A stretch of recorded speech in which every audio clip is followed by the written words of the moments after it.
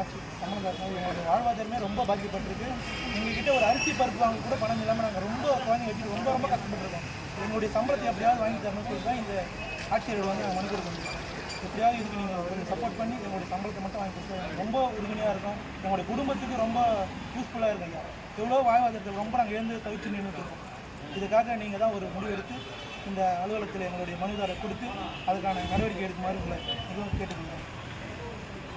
ராஜலட்சுமி நிறுவனத்துக்கு உரிமைக்குரல் ஓட்டுநர் தொழிற்சங்கத்தின் சார்பாக கண்டனத்தையும் தெரிவிக்கிறோம். இந்த சம்பந்தப்பட்ட ஓட்டுநர்களுக்கு இவங்க வந்து தனியாக ஒன்றும் கிடையாது. உரிமைக்குரல் ஓட்டுநர் தொழிற்சங்கத்தினுடைய உறுப்பினர்கள் இவங்களுக்கு போராடுறதுக்கு நாங்கள் வந்திருக்கிறோம். தமிழ்நாடு முழுவதும் வேலை செய்து கொண்டிருக்கும் அத்தனை ஓட்டுநர்களுக்கும் போராடுவதற்கு நாங்கள் இருக்கின்றோம் என்ற ஒரு நம்பிக்கையில் இதை வந்து பதிவு பண்ணுறோம். இவர்களுக்கு உண்டான அந்த சம்பள பாக்கியை வந்து தரல அப்படின்னா தமிழ்நாடு முழுவதும் மிகப்பெரிய போராட்டங்களை